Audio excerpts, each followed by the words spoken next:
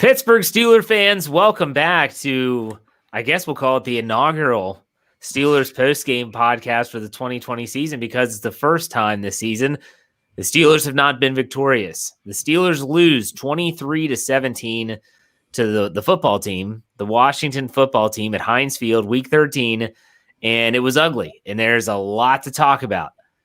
Although I do feel like there are some fans that are probably like, okay, got that out of the way. There were fans that wanted this team to lose a game. I'm not one of them, but there were fans that said, I just want them to lose one and get it out of the way. But joining me as always, a part of the trio, welcoming Bryan Anthony Davis, our podcast producer. Bryan, what's going on? Are you happy that the Steelers finally lost a game? Well, you know what? I've got family members and friends checking on my well-being to make sure that I'm not out on the ledge. But no, I'm not happy they lost. In fact, I'm incensed that they lost. That's not a relief. There was a goal of 16-0. They didn't get there. They have nobody to blame but themselves, and I'll get into that. Dave Schofield, other co-editor of Behind the Steel Curtain. Dave, what's going on? Are you happy they lost? No, I'm not happy they lost. How dare you even ask a question? Next question. I knew I was going to get a rise out of you. All right. So the Pittsburgh Steelers lose. And like I said, there are a ton of talking points in this game. I mean, a ton. And so before we get to the X's and O's, the stats, because what we always do, and those that are giving super chats on YouTube, we'll get to them as quick as we can. I'll do this one right off the bat. Faceless Man gives us $2. Game is on Tomlin. Why didn't we kick on fourth? We'll talk about that. Guys, something that's not going to be talked about on the box score. What is one area, because there's been a bunch. What is the one area that you're looking at this game saying, holy cow, like this one thing, or maybe more than one, that didn't go right? Like what is that in this game that was a loss? Does that make sense, Bryan? I hope you understand what I'm saying. Yeah. Okay, what is that for you after this game? Like when you're thinking back, something that's not like tangible numbers that we're going to go over anyways, what is that one thing about this game you want to discuss? Extending drives on third down for the defense dropped the ball in the big way by letting them extend drives, and it was ridiculous. Yeah, Dave, what about you? Just it seemed like it was too much taken for granted throughout the whole game. Like even me, I wasn't the gift 3 points at the end of the first half. I'm just like, the whole time up until the fourth quarter, little things that the Steelers aren't getting done. I'm still, they're going to, they'll overcome, and they all piled up to where they couldn't. Yeah. To me, if I'm trying to put a pin in where I think the game completely changed, it wasn't the end of the half. That was bogus. And I want to get into that at some point during this podcast. The way that the officiating was awful from start to finish, both sides of the ball, both teams. But the way that they gifted the Washington football team 3 points at the end of the first half, it was hysterical when Dean Blandino on Fox is trying to explain that. And he goes, well, I think I know what they're talking about with the administrative stuff. And he's trying, and then basically he gets to the point where he's like, I have no idea. I have no clue what they're doing. And so with all that going on, I think it was the 3rd and 16 play on the first possession of the second half. Third quarter, the football team is going the wrong way. Back-to-back penalties. They're facing a 3rd and 16, and they surrender that, and the whole game flipped at that time. All of a sudden, the Steelers defense gives up a time-consuming drive. If they don't, it's so tough. This is something that Joe Gibbs used to always say, that you could point to like 4 or 5 different plays or situations in a football game that equate to the outcome. Some might say the goal line situation with Pittsburgh. Some might say TJ Watt's holding penalty. But you know what? We'll get into all that. But Bryan, let's do what we normally do, your knee-jerk reaction. So the game's over. What is your gut telling you right now as it pertains to this game? My gut tells me that there was nobody on this team that played well enough to deserve to win. And that includes one guy that I never rip on, and I haven't ripped on the entire year, but that includes Mike Tomlin, that did not deserve to win this game. When I don't care whether he's a brand new kicker and you don't want to put him in a position to put the game on their shoulders, That's his job to have 28 yards away. There's a 28-yard line. It's a 45-yard field goal. He's a professional. Give him an opportunity to kick the ball and tie the game. So knee-jerk reaction, everybody blew it. Okay, what about you, David? Knee-jerk reaction. I disagree with that statement from one Bryan Anthony Davis, especially with a person who was tasked with coaching kickers.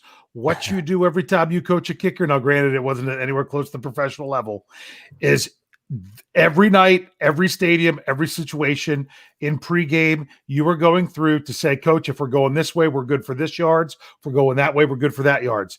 There were reports of Matthew Wright coming up short on 45-yard field goals prior to the game. And if that is the case, you don't put your kicker in that situation. That's just the hand they were dealt. This was like a perfect storm of just crappy situations. It was a perfect crap storm. Okay, between the injuries on defense, continued drops. That's this offense. Shame on you. Now, granted, you only had 5 days. That's part of the perfect crap storm that goes up with all of this, is that you didn't have much time to turn it around. But you came back with as many, possibly more drops than what you had, which you were completely ridiculed for against Baltimore on Wednesday. Yes, I know that was just last Wednesday. So you can't turn around and have the same mistakes 5 days later and expect a different result. You know, you got by the first time, you didn't get by this time.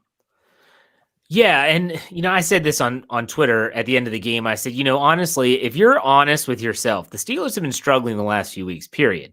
They just have found ways to win, whether it's a key turnover, whether it's a big play on offense, whatever the case may be. The Steelers have found a way to win. And tonight, they just weren't able to get that big play, whether it was, TJ Watt with the forced fumble. And instead of just falling on the ball, he tries to scoop and score, which I get it. You're trying to make a big play for your team. It was one of those weird games. You talk about the injuries as well, as Dave mentioned. It was Dave put it back. It was a perfect crap storm for the Pittsburgh Steelers that equates in their first loss. Miscues galore for this team on both offense and defense. And we're going to talk about all that here during this podcast. So if you're joining us, thank you. We appreciate that. If you're just now finding us for the first time, maybe you're on Facebook or you're on YouTube, check out our audio platform because we have a lot of other content there. Anywhere where you get your podcast, search Behind the Steel Curtain or Steelers, and you'll find our podcast platform. Follow us so that you don't miss a thing. Let's get to some super chats quickly. Weldon 101 gives $4.99. He says, I see good and bad, sucks to lose, but might be pressure off the Steelers' backs. However, if Alex doesn't cheat and we kick the field goal, we would have tied. I still don't understand how that actually went down the first half, and anyone with a brain can see how it went down. Alex Smith runs off with the football, and suddenly there's no delay of game. Everyone's just like, oh, we're just going to stop the clock, administrative issues, and we're going to give him an extra shot. It was definitely fishy, but let's keep in mind the Steelers didn't lose by a field goal. They lost by 6. Brandon Keene gives us $4.99, says, for years it was run the ball in cold weather and stop the run. Steelers struggle with both. They did well against the rush, but let the running back beat them receiving. That is for sure. They couldn't defend the swing pass or just out in the flat even. Weldon 101 gives us $4.99. He says, overall, though, the drops are unacceptable to me. And in my opinion, the main reason the Steelers lost, you get paid millions to do one job. Do it. There is no excusing the drops at this point. No one. Absolutely no one. Sean the Don gives us $10. Is throwing over 100 times in 2 games. No run game at all. Drop pass is killing us. We need to figure out soon. Love you guys. Finally able to catch the live stream. Let's go Steelers. Thank you for the tip. We appreciate that. And you are absolutely right. So we're going to diagnose this stuff. In case it's your first time ever on this, let's say you're on Facebook and your first time ever catching the post-game podcast, we are going to diagnose this going through the box score, position by position, player by player, not really player by player for every position.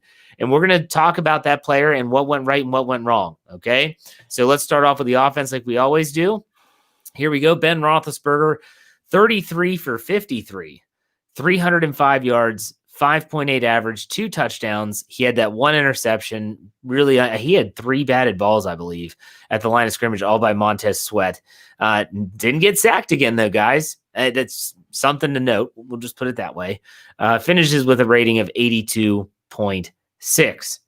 All right, guys. Tough grades. I think this is a tough grade. Bryan, we'll start with you. How do you grade BTR, Benjamin Todd Roethlisberger? I'm going with a C, and that's the highest grade that I'm going to even try to give him, or maybe, well, mostly anybody. But, really, he did not make things happen in this game. I get it. He had drops, but really it was, it seemed like it was uninspired. It really seemed like, I like what Dave said earlier, that when he kept on saying, they're going to come back, they're going to do it. That's kind of the way I felt that the whole team played. And that includes Ben, by really not, by taking this game for granted and not taking Washington as seriously as they should have. Okay. Dave, what's your grade for Ben?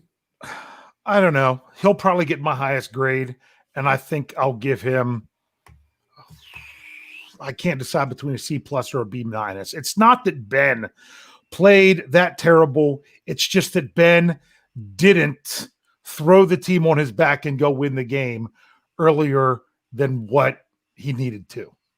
He comes out there down 3, and the very first ball gets batted up in the air, which, if you look at it, the defender, he never even came up and made contact with Chuks Okorafor. He hung back. You can't blame Chuks for letting him jump up and get it. The guy never even ran up to Chuks. He was playing to bat that ball the whole time. So, but once again, the Steelers were having hardly any time, and they were going to throw a ball up, at the line of scrimmage, at the sidelines. So I don't really like that play call. So I'll go with the C+. And like you say, it's probably the best, but it's not that Ben was out there losing the game for them. Ben was not getting the support. I'm just going to leave it at that. I'll get into the other stuff later. I'm going to go with a B, because in my opinion, Roethlisberger, I think, is still playing really well.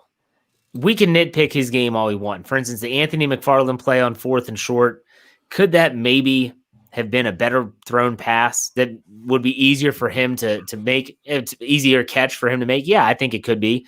But ultimately, the drops that we talked about, he did throw for 2 touchdowns. I don't put the interception on him.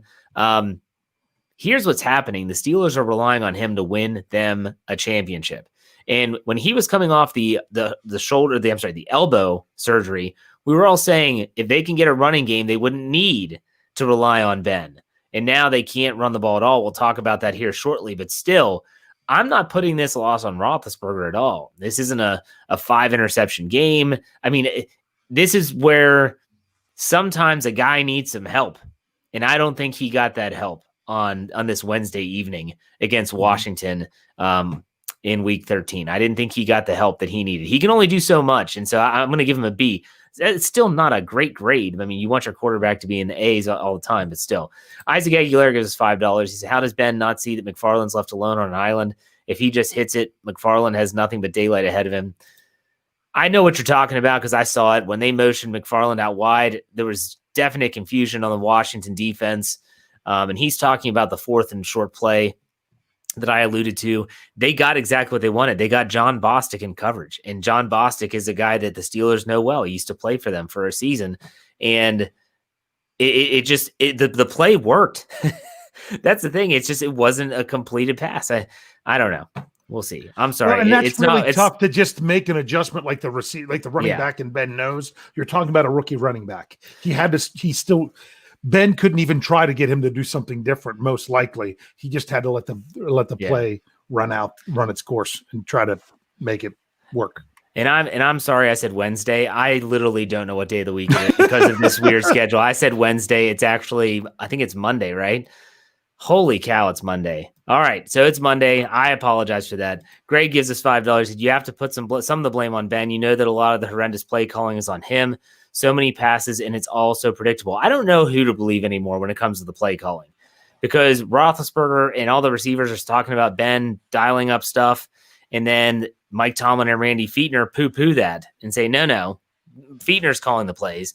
And then when things struggle, it's Fichtner that comes out and says, Ben's calling those plays. I don't know who to believe anymore, to be honest with you. I don't know if Matt Canada has any say in it, because honestly, where's those motions and everything? Where's gone? the jet sweep? They're gone. All the stuff that worked early on, it seems like they've kind of abandoned that. So that's something to note. Vernon Woody gives us $4.99. Said this type of loss coupled with the injuries to key players may last a few weeks. Yeah, we'll talk about the injuries here in a second, but still not good. We'll put it that way. Not good. All right, let's get to the next position. Let's go with the running game. Anthony McFarland. Oh my gosh, this is unbelievable. Anthony McFarland leads the Steelers in rushing, 4 rushes for 15 yards, 3.8 average.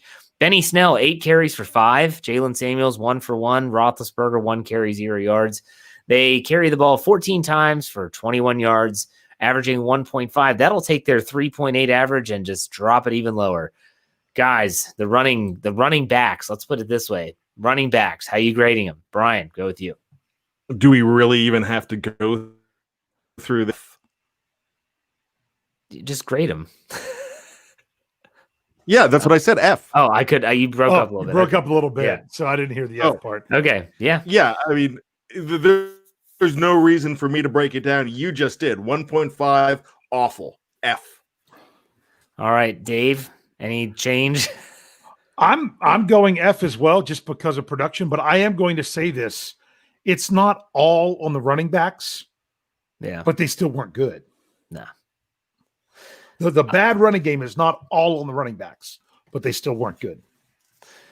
Well, let's talk about this, because you know what grade I'm going to give them. It's an F. I mean, they rushed for like 20-some yards in a game. Let's talk about this, Dave. No, 21. Oh, sorry. 21 yards. So they rushed for 21. I don't think anyone's going to disagree with the fact that should be an F grade. But let's talk about this, because we'll grade the offensive line, and we always say the same thing. It's been the same thing for the last, 5 weeks? Well, they protect Ben well, but they can't run the ball. So let's actually dive into this topic for once. Dave, we'll start with you. How much of this is on the offensive line? Because I'm going to say that if I were giving a percentage, I would say that upwards of 90% of this is on the offensive line. 10% on the backs. Honestly, honest to goodness. I don't think there's anywhere for these guys to go. I don't see holes that Benny Snell's missing. There's nothing there. Anthony McFarland was the only one that saw any semblance of daylight tonight, and he had 9 yards, and then that was it. So, Dave, go ahead. What's your thoughts on that? Yeah, it's a lot on the offensive line, but I'm still saying I don't think they built this offensive line for the run. I don't think they schemed this offensive line for the run. I don't think this is more than just them going out and playing hard. I got to throw that out there, which would be nice if they did. But it comes down to so many times they're having their offensive line not with their hand in the dirt in a 2-point stance, like they're running a play, and all they're wanting to do is. I've seen different philosophies with offense. I wish KT Smith was here to help play this out. There are literally offensive philosophies of you or do not push your guy down the field in run blocking, because you don't want to make it appear that you're actually running the ball. All your job is to turn him a certain way, and they're not getting pushed. They're getting pushed like it's a pass rush.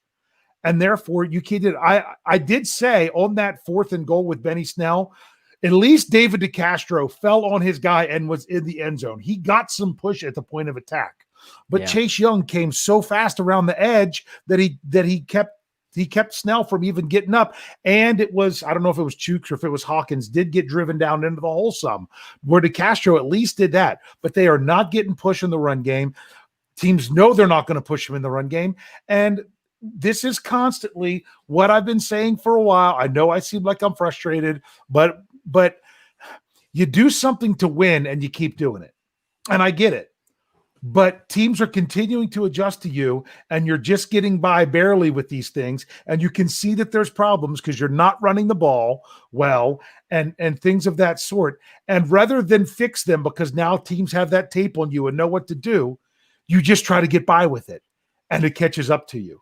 The Steelers need to change what they are doing overall, philosophically, schematically, and effort when it comes to running the ball. There is blame to go around to everybody.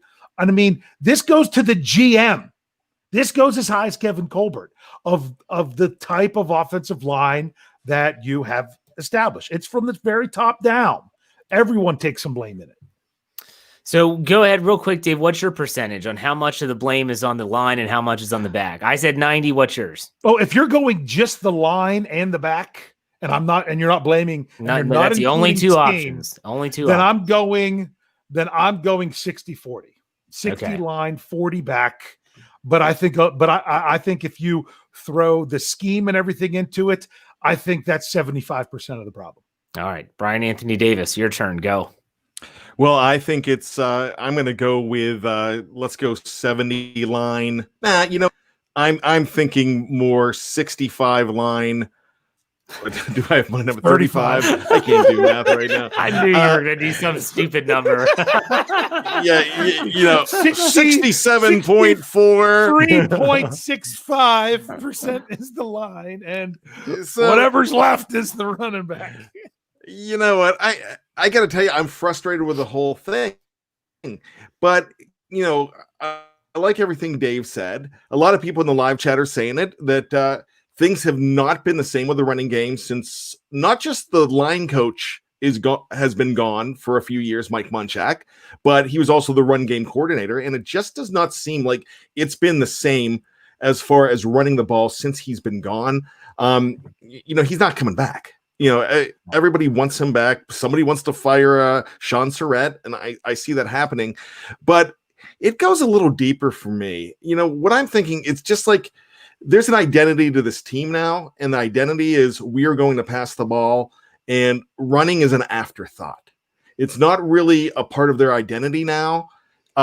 It doesn't even seem like they practice it too much. I'm sure they do. I get it. I mean, I know that I'm just a frustrated fan on the outside, but we've seen this building. And now, like Dave said, Jeff, you had a show the other day that the Steelers the Steelers and Ravens provided a recipe to beat the Steelers the other day. You had that show. So It's really, this is a very predictable team. Dave talked about them being predictable the other day. The offense just is not getting it done. And they can't be one-dimensional, and they have made themselves one-dimensional. Absolutely. Let's get to some super chats here. Arthur Steele gives us $4.99. Says the running game bad, offense bad, no excuses, but we must be tired with 5 days rest. No, I'm getting a weird feeling, major cause for concern. I don't know. We'll talk about that. Tate Boys gives us $2.99. Drops Vince on McKissick in coverage. Play Dotson. The thing about Dotson that's what happens with the injury. Spillane went down. Well, no, but Dave will back me up about the Dotson talk, because we'll talk about the defense later. Yeah. About the Dotson talk, people would forget that in terms of grading, if you're looking at like PFF, if you even put any validity into those grades, Dotson grades out as a better pass blocker than run blocker. Now, coming out of college, he was the complete opposite. Everyone said he's a road grader. He's a downhill guy. I'm not sure that's the answer. We'll just put it that way. Soul Cavern gives us $5. Two things are very clear. Losing Bush is killing our defense. Randy Land is horrible. The backs are better than the yardage. Devin Bush we knew this. We knew it was going to be bad. And Spillane was playing admirably. Yeah. You saw a difference when he went down. Yeah. I thought that Avery Williamson kind of was settling in a little bit, but you have to change the scheme up with him and Williams out there together. That's completely changed. And notice Spillane was injured, and there was plays where you saw Williams and Williamson both on the sideline. Yeah. They ran all defensive backs out there. Yeah, and they've been using a lot of Marcus Allen. We'll get to the defense. SCH Noah gives us $1. I'm sorry if I missed the question there. If you get it, Dave, you see if that. If I find one from him, I'll bring it up. Yeah, absolutely.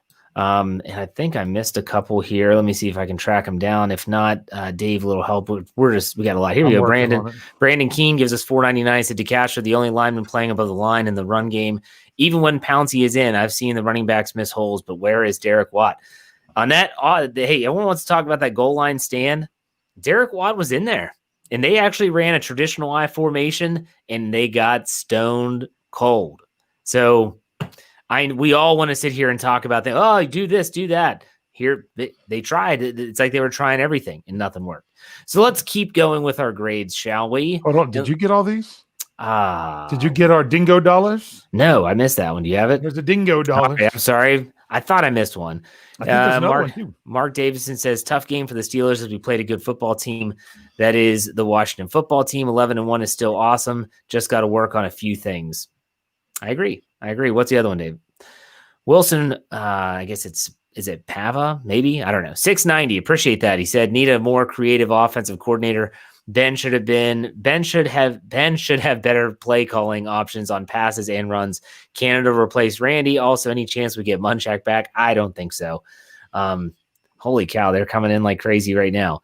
Let's hear. What's the next Here one, was Dave? the one from Okay. who gave us another dollar but didn't have the. Matt Filer should be the starting right tackle, and Dotson, the best run blocking lineman, should be starting at left guard. Filer is too soft to play at guard. Dotson is the mauler this team's desperately needs.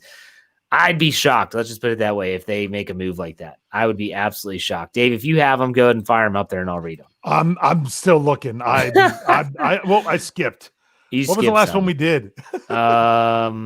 We did the dingo. Did we get dollar. Occam's? Let's see. I got No, I got Occam's. Here we go. Occam's Okay. OX says he gives us $4.99. Says they didn't change anything from that Ravens fiasco. Teams know how to defend that short pass game now. Add the drops and no run game. It's a recipe to lose. I agree with that. yeah, the offense looked just like it did last Wednesday. Yep.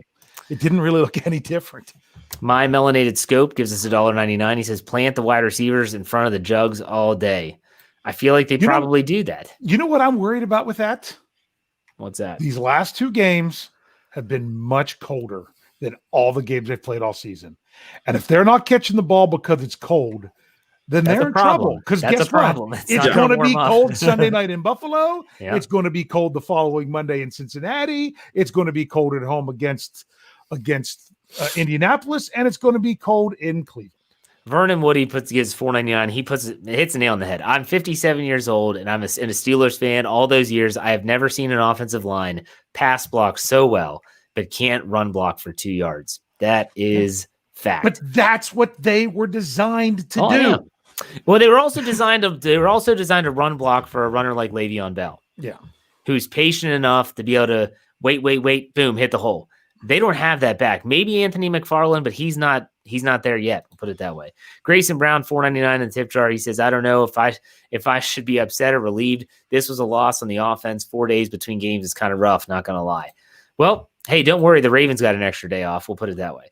All right. And for someone who's telling me Indy's inside in a dome, that game's at Heinz Field. Yes, there you go. They're all outdoor cold weather games remaining. That's what they got. Yeah, you're right. Cleveland, Cincinnati, Buffalo, Pittsburgh. You don't have to try. They have 3 on the last 4 on the road, and they're all the 3 closest games, to them. Yeah, so that's crazy. All right, let's move it along through this dreadful offense. Okay, though, let's go to the receiving core. I was actually right with one of my predictions. James Washington leads the receiving core in yards. 2 receptions for 80 yards, 1 touchdown with a 50-yard long. Deontay Johnson, 8 catches on 12 targets for 71 yards. He did have a touchdown. Eric Ebron, 7 catches on 11 targets for 68. Chase Claypool, 2 catches on only 4 targets. That drives me nuts. For 38 yards. Juju Smith-Schuster, 7 receptions for 28 yards on 10 targets. Jalen Samuels, 3 for 11 on 4, and then some others, very minuscule numbers. Guys, let's grade the receiving core. Bryan, we'll start with you. 2 touchdowns out of them. Tried to move the ball. Too many drops. I mean, I know I'm being overly critical today, but I don't really see me giving them any better than a D. Yeah, I get it. Dave, what about you? I'll throw a plus. No, I'm going to go C- because James Washington is a bright spot. In what he was able to do. Most of these passes were there. I mean, Chase Claypool, I think they were doing everything they could to try to take him away. He once again draws a defensive pass interference. The drops to me, I know Juju had one. If he'd have caught that ball, there was a penalty that would have got called back anyway. But still, you don't want to drop it. Okay. But Deontay Johnson and Eric Ebron are really struggling with the fumsleys. I mean, they're not even, at least they're not catching the ball first and fumbling it. Yeah. They didn't have any of them like they did last week. But it just, when you're looking at the whole unit, you've just got to say, you can't, if you're going to rely so heavy on the pass, you can't drop passes. You can't drop passes. If you're going to be that pass happy, you can't drop that many. I mean, obviously you're going to occasionally have a drop, but not that many back-to-back games. Can't happen. I'm going to go with a D because it's like a roller coaster ride with this receiving core. I mean, it is literally, you get Deontay Johnson, who has a back-breaking drop, and then he has a great catch and run. And then you have Eric Ebron with a nice catch and a catch and run, maybe. And then he has a heartbreaking drop. And Juju Smith-Schuster on that third and 13 or maybe 3rd and 15 early in the game, he has a drop and he's visibly upset. It's just so inconsistent, and it just kind of is typified by this receiving core. I'm going to give him a D, period. Arthur Steele, $1.99, says no running game will tire out your wide receivers. Run better. Well, the wide receivers are getting worked for sure. They're getting worked for sure. Now, I will say this. Let's do real quick before we go over to the defensive side of things. Let's grade the offensive line pass protection. Let me look at those numbers here for you guys. They didn't give up a sack. That's really important when you're playing the defense that is second in sacks. Quarterback hits, they only gave up 2. That's really remarkable. Ben Roethlisberger did have some vintage Ben Roethlisberger plays tonight where he was stepping up in the pocket. He was scrambling, had that really nice sidestep of the pass rusher. I don't know who that pass rusher was. But, guys, let's grade the O-line in terms of pass blocking. Bryan, start with you. You know what? I can't not give them an A. They did nothing wrong in the situation. They kept Ben clean. If he's only getting hit twice, there are not many hurries. The hurries Ben made work. So I'll give him an A on this. I mean, it's the best grade of the night that I'm ever going to give. But they're doing everything on that end. But this is the same unit that is letting us down somewhere else. Okay, yeah. Dave, how do you grade the pass blocking of the O-line? I mean, when you separate it out, they did what they needed to do. They kept him clean. I'm sorry, that sidestep on that blitz, and they were coming right at J.C. Hassenauer, and he just sidestepped it and threw it. And other than like I said, you can't even blame that play where they batted the ball up and got the interception on the offensive line, because the defender never even came, he's dropping back to pass block him, and he never made contact. So you can't take that on the line. They did a fantastic job. I just don't want to, I'm giving it incomplete because I do not want to give any grade that would be that good. I'm going to give him an A because you have to give a good grade when it's warranted. They did not give up a sack. They have not given up a sack since week 8 against Baltimore. Sadly, it was in a losing performance, but still impressive nonetheless. Knight Rider 16 gives us $5. Is how much of the not giving up sacks is the line, and how much of it is Ben getting the ball out so fast? No way they can pass block and not run block. I think they work hand in hand. He had some times where he did hold the ball. Yeah. And was able to hold the ball and moved around in the pocket and was not hit. They're doing a really good job. And I even noticed tonight, evening, whatever the heck it is, I even noticed that they didn't require the running backs to do a lot of blocking like they have been. So I think it's kudos to the offensive line. John Knox gives us $5. He said, my guess is they go into Buffalo with the same offensive plan, lose again, and finally make some significant scheme changes. I hope you're wrong, John. I really hope you're wrong for a lot of reasons. But with that said, if you're watching on Facebook or on YouTube, don't go anywhere because we're not going anywhere. If you're listening on our audio platform, this is the end of part 1. Head over to part 2 where we talk about defense, give out game balls, and all that good stuff. We'll be right back.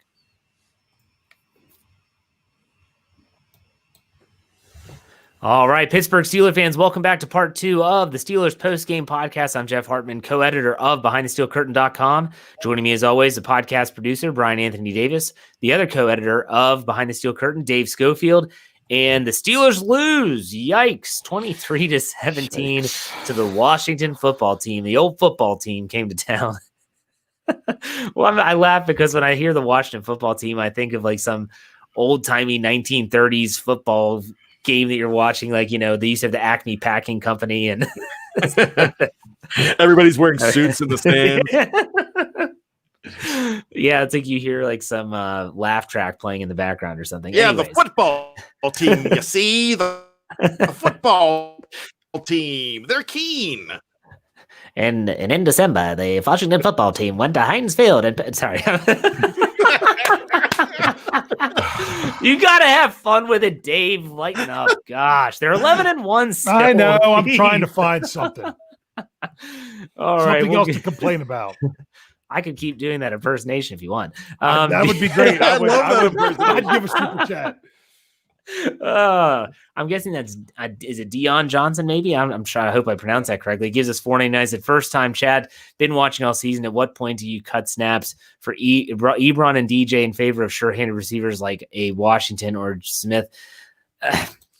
It's tough. I actually suggested that maybe at some point in the game they put James Washington for DJ a couple times, and then Deontay Johnson goes out and makes 2 or 3 big plays, and you're like, that's why you can't take him off the field.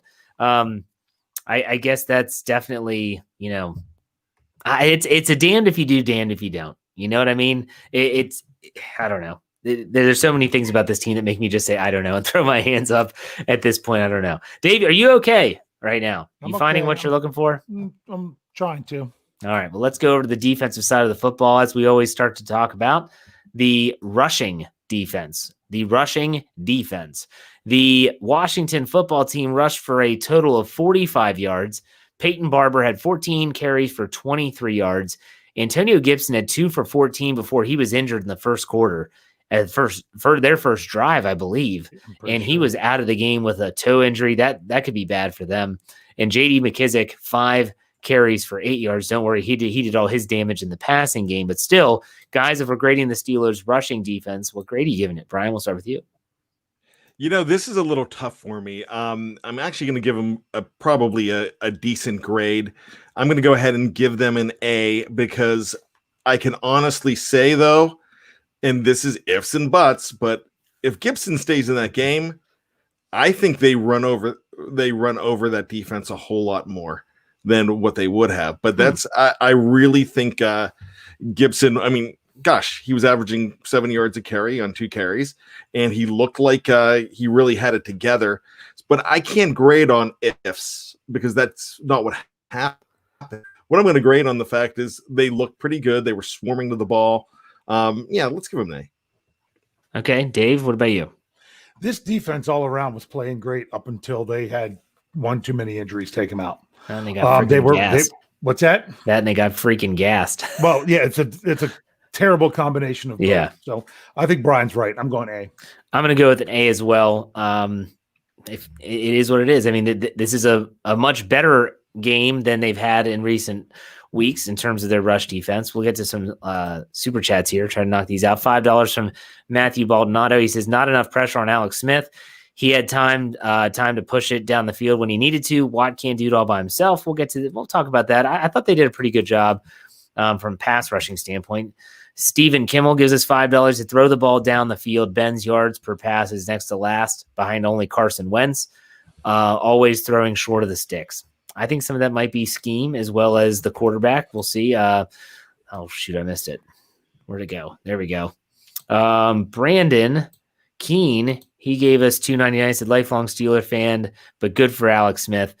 Alex Smith is a good story. Not going to lie. I mean, the guy's been through a ton and is, even though he's just back to even playing, is a miracle. I say that. I don't say that lightly either. Okay. Thank you for those donations. We appreciate it. If you're watching on YouTube and you're wondering where these are coming from, you got to watch live on if you're watching on Facebook, I'm sorry, and you're wondering where these super chats are coming from, they come from our YouTube channel. You can donate to the show by going to youtube.com and search BTSC Steelers Radio, and you can find our streaming there as well, and you can donate to the show. That's where those come from. All right, let's get to the pass rush. Let's do that next. Alex Smith. He was sacked 3 times.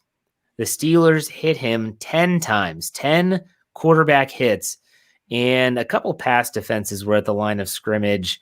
I know Spillane got his hand on one on the play that he was hurt. He had 2 pass defenses, actually, and then Cameron Hayward had another.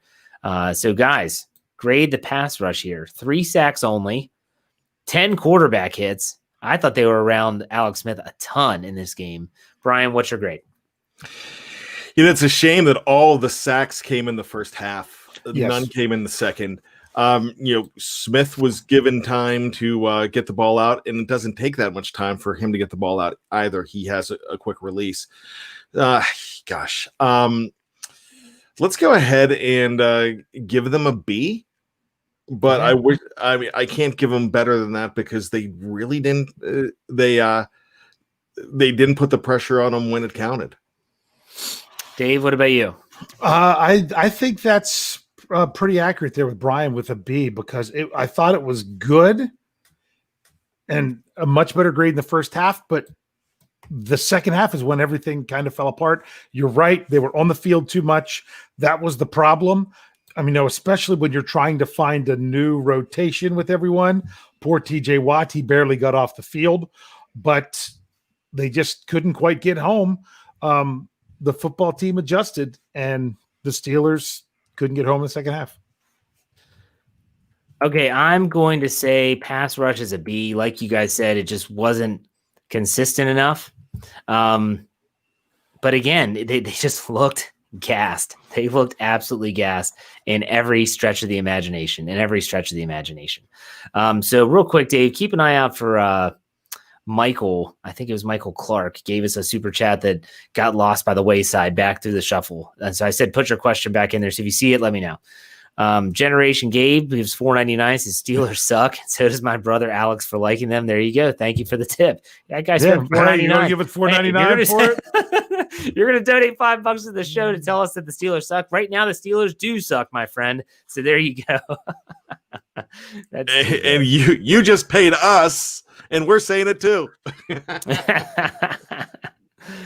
All right, is this it for Michael Clark here? The defense was gassed. The short week sucked. Let's talk about that now since Michael gave us a tip earlier. Thank you very much, Michael. We appreciate that. Sorry. That's on us, by the way. Things get crazy in the post-game show. Throw in Facebook and all hell breaks loose. So anyways, let's talk about this since we talked about the pass rush. Guys, how much of the struggles do you think, and we can tie this into the offense as well, were based off of the fact that the Steelers literally just had a few days to prepare for this game? And in contrast, the Washington football team played on Thanksgiving and had not only an extended break, but a really long time to plan for this game. And they got to watch the Steelers against the Ravens on Wednesday last week. How much of that plays into this, Bryan? What are your thoughts? Well, gosh, that plays a lot into it, I guess. They had almost 2 weeks, but you know what? This is just a byproduct of what we're dealing with right now with COVID. They had plenty of time to prepare. Steelers had less time to prepare, but a lot. And we talked about this when you were talking about the Jacksonville game, and they were even Kevin Smith talked about it on the preview. He was saying, they're going to prepare for both Jacksonville and the Ravens when they knew they were going to have that short week. So it's a thing that the Steelers could have been preparing for both as well. I mean, we could put a blame on that, but other teams have stepped up in the face of a short week before also. I mean, it's really easy to throw that out there. I just think I just don't think the preparation factor was really what changed this game for the Washington football team. I thought they played their game, and Pittsburgh played their game, and their game of the last couple of weeks is not running and dropping passes. What about you, Dave? What are your thoughts on the short week and how much that impacted the Steelers? I mean, it's definitely a difference when it comes to competitive balance, but that's what teams signed up for when they decided to play in 2020. Yeah. This was going to happen. This was no different. I mean, how many times have the Steelers faced a team that is coming off their bye? This was in essence almost the same deal. Yeah. They had They had to face the Ravens. Now, add in the fact what's really, really tough is when you have to play those Thursday night games, both teams are going on a very short week. If the Steelers would have just had a regular week and the football team would have had the extended, whoop-de-doo. But now you're talking about that really compressed week. You can't say it doesn't factor, but if you want to be a Super Bowl contending team, you have to overcome that. Yeah, I agree 100%. Dion Eaton gives us $4.99. He says, I think your autocorrect might have gotten you here. He says, has Mike Tomlin ever swept the NFC? I don't know. That's a good question. That is a good question. Well, they've won all their. Right. With whoever they've been paired up with. I'm trying to think off the top of my head. I don't know. It might have been. Was it the last time? No. Well, I'm thinking the last time they played. No, they at least did it in 2000. Well, no, that wasn't Tomlin. That was Cowher. We'll think about it. Oh well, let's see. I'll see what I can do. Maybe that 2017, that 13-3 season. Who'd they lose to? I don't know. All right, Wilson. I guess it's Pava or PAV. I don't know. $2.69. That's a Brian Anthony Davis tip right there. He would give $2.34 or something like that. So, yeah, it used to be the days you'd ask me when an article would be ready, and I'd say, okay, I'll have it done by 7:12. Brian's the same guy, because in case you don't know, we all live in the same town. Brian's the guy that's like, hey, I have to drop something off at your house? And I'll say, sure. Like, okay, I'll be over in 13 minutes. Not 10, not 15. Anyways, he's just started to be that guy, but 69 games with the sack. LOL, TJ, Defensive Player of the Year. Can I mention something about the sack streak? Sure. Not about the Steelers. Okay. Did you know Washington had a 23-game streak coming into this game? I did not know that. 23. Wow. They were fourth on the active list because they would have gone to 24. They were one. If they would have got it this week, they would have gone to 24, which would have put them just one behind two other teams also, or 25 right now active, and that's New Orleans and Philadelphia. So they were, their streak went into last season. Yep. So not anymore. So maybe I should have given that grade for the offensive line. Yeah, Bryan. For pass protecting, they did all right. Now I just want to ask Dave this question, and I'm not being facetious here. Are you recognizing this streak? Are you recognizing, even though it is the official streak? I put it out on Twitter. The Steelers are tied for the longest streak consecutive regular season. You have to say regular season. You can't say games, because if not, they didn't get it because they didn't have a sack in their last playoff game. But it's a regular season streak of 69 games. They are tied with the Tampa Bay Buccaneers with the longest streak since sacks became official in 1982. Now, if you want to say all-time NFL history, you can't dismiss the 76 games by the Detroit Lions from 1960 to 1965. There were not individual sacks kept back then, but they did keep a statistic of sacks. They didn't call them sacks, but they kept these statistics for a very long time. So that is 76. So if you want to say NFL history, the Steelers are tied for second. If you want to say since sacks became official, which I have no problem with people doing, then they're tied with that, with the 69. All right.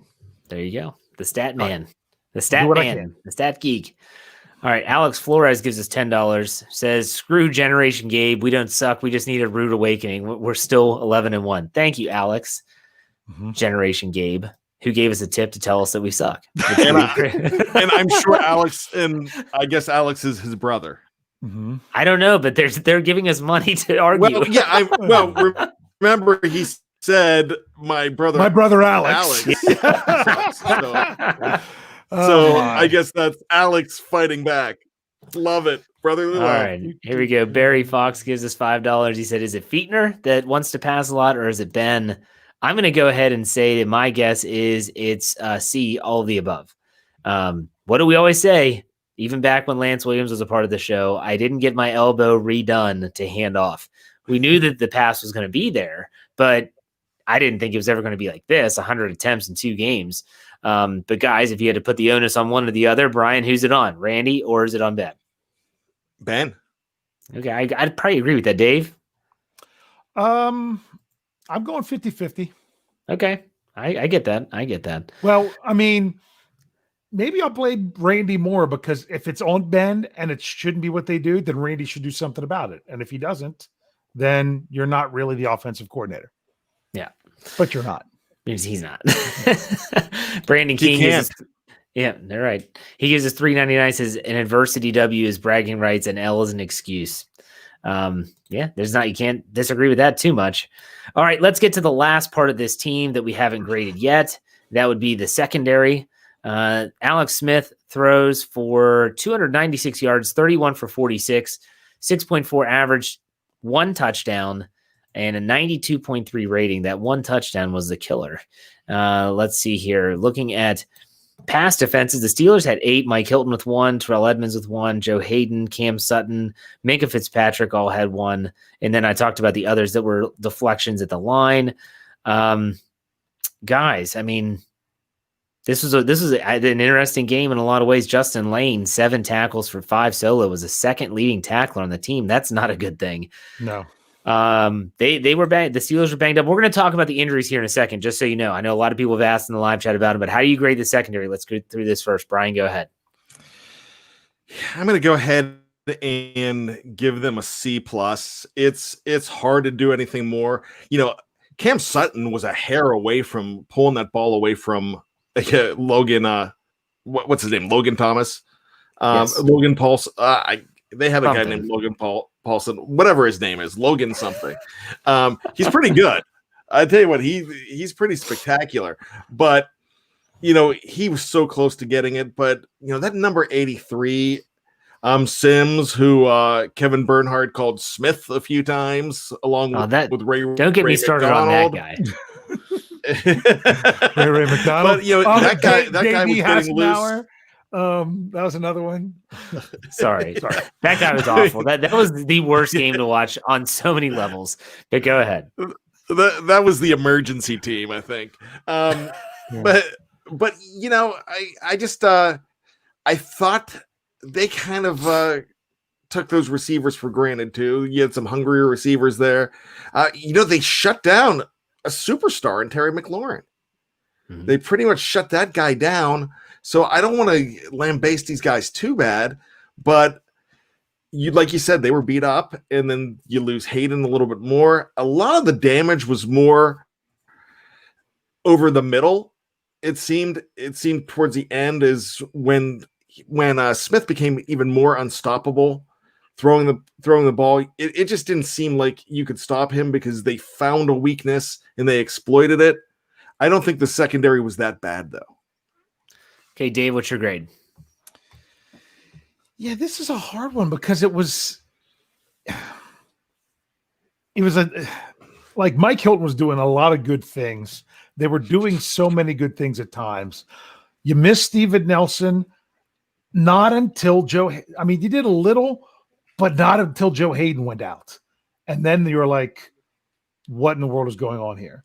Between Spillane, who's more of your pass defense linebacker, and Joe Hayden going out, that's how the football team got back in this game. So the problem is they did a fantastic job until they didn't. So let's C+, B-, sure, somewhere around there. I'm going to give them a C, and the only reason they don't get lower is because of the injuries, like you mentioned, Dave and Bryan. They were starting to target Justin Lane. This is our first time actually seeing Justin Lane play more than just maybe in the dime.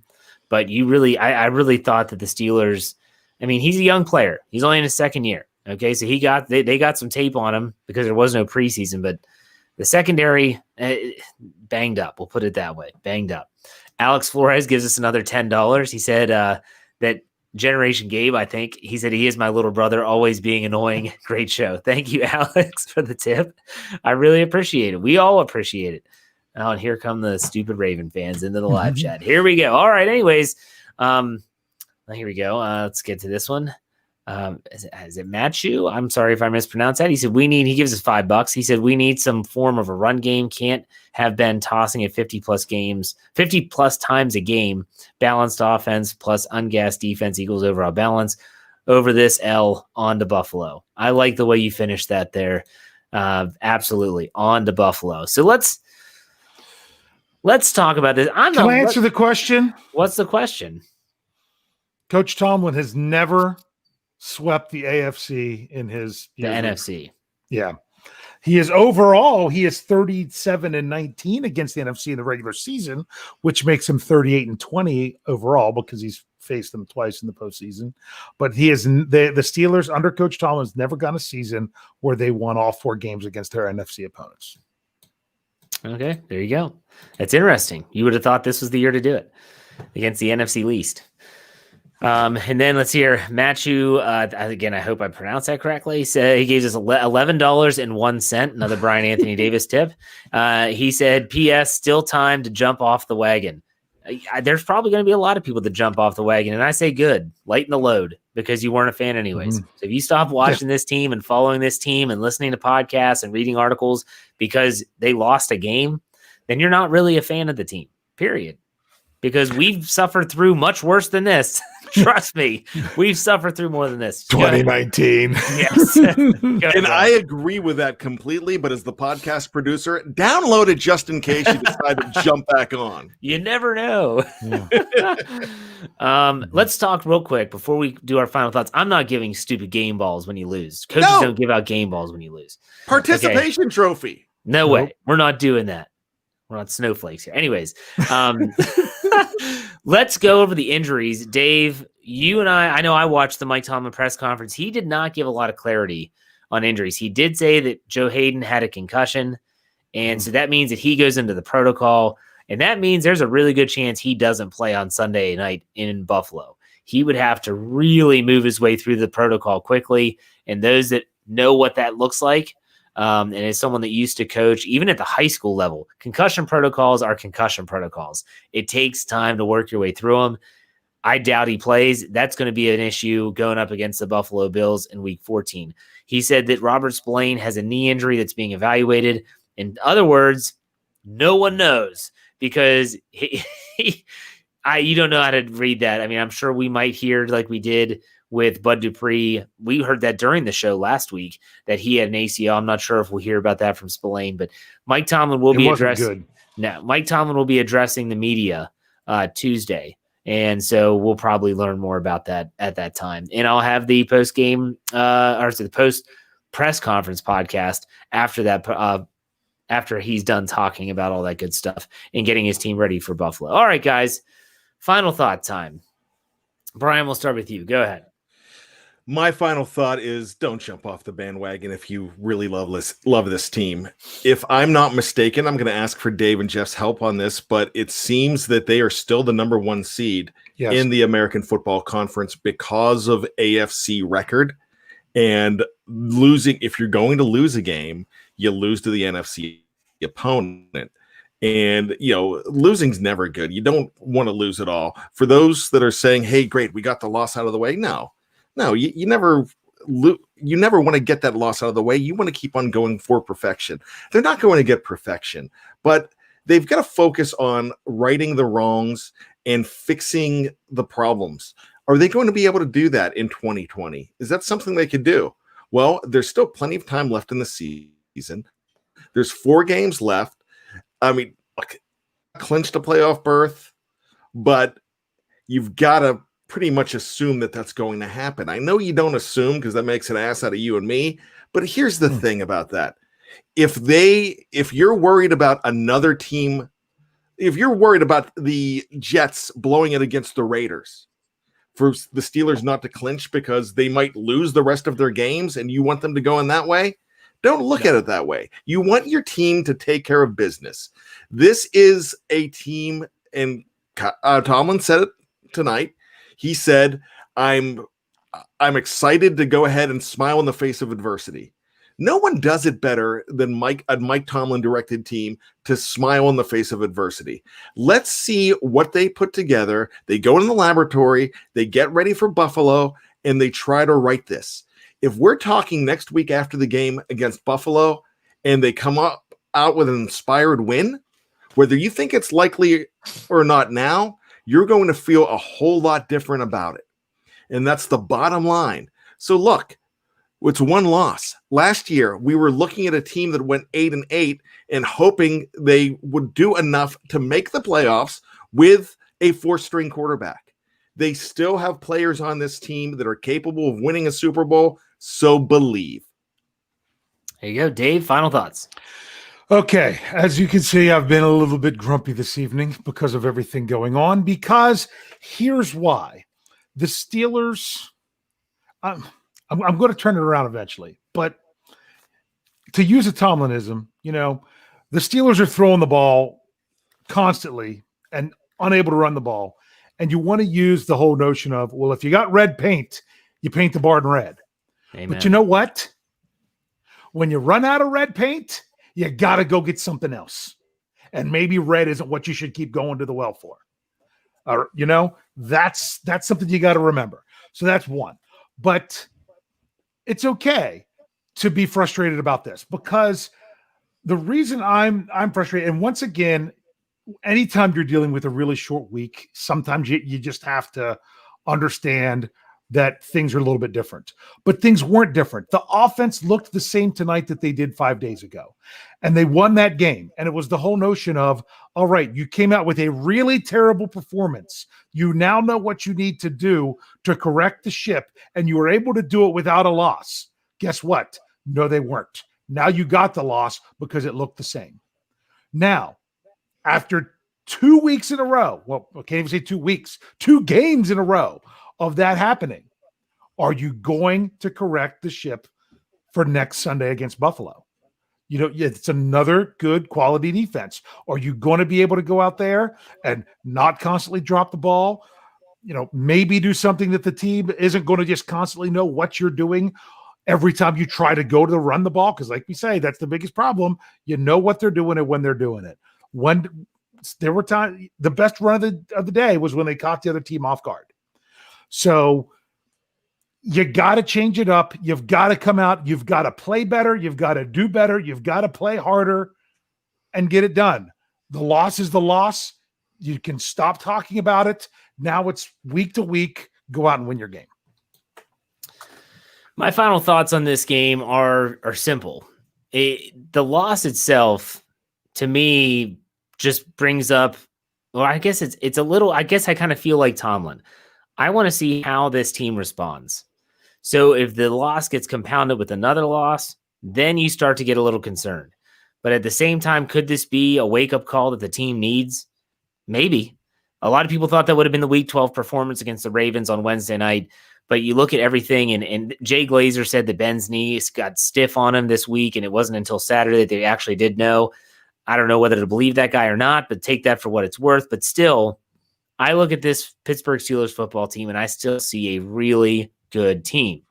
They have to figure some things out. They're going to have a little bit more time now to do that because they play in Buffalo on Sunday night. It's still a tough stretch. No ifs, ands, or buts about that. But the Pittsburgh Steelers, they have to understand that if they want more than just a playoff berth, because let's be honest, that's kind of a given at this point, they gotta put some stuff together. And honestly, I don't even know what it looks like at this point. I got to think about that.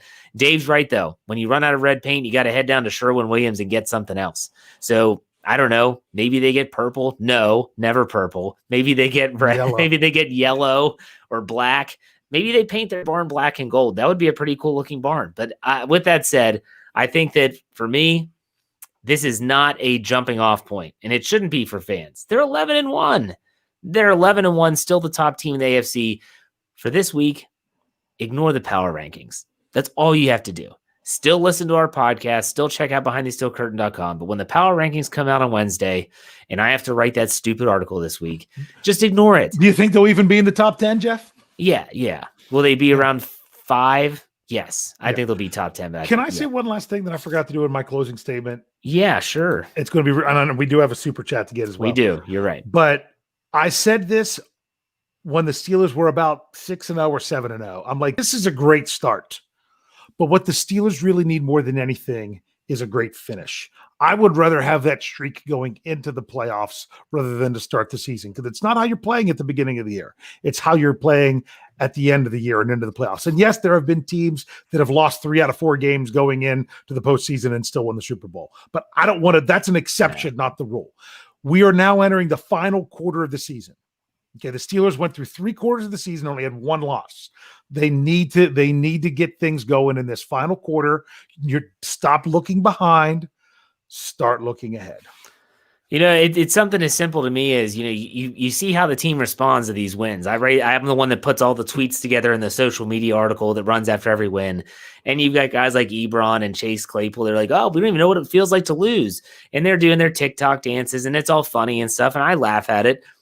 Well, you just got kicked in the face, by a 4-7 football team on your home field. Okay, might be time to let's refocus. Let's refocus. Let's get to these super chats quickly before we call it a show. Matt Shusey gives us $5. Thank you again. He said took 2/3 of the games took 2 out of 3 games in a 12-day stretch. Pretty darn good, if I may say. Regardless of performance, the win is all that matters, no matter how pretty or ugly. I agree with that. And then we have another one here. Let me find it. There we go. Brandon Keene, $4.99. He said, I spent more money tonight than any other game on purpose. Lots of vultures picking at this loss. They won their Super Bowl. He's talking about Washington. Let's win ours. Here we go. It's a great way to end it. I like that. Like it a lot. All right, guys. For Brian Anthony Davis, for Dave Schofield, I'm Jeff Hartman.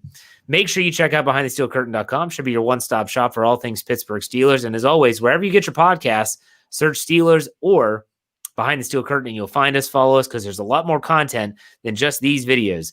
Don't want to miss out on a thing. In the meantime, folks, have a great day. We'll see you next Sunday night, real late after a Sunday night game in Week 14 against Buffalo. Let's hope for a better result. We'll see you next week. Take it easy.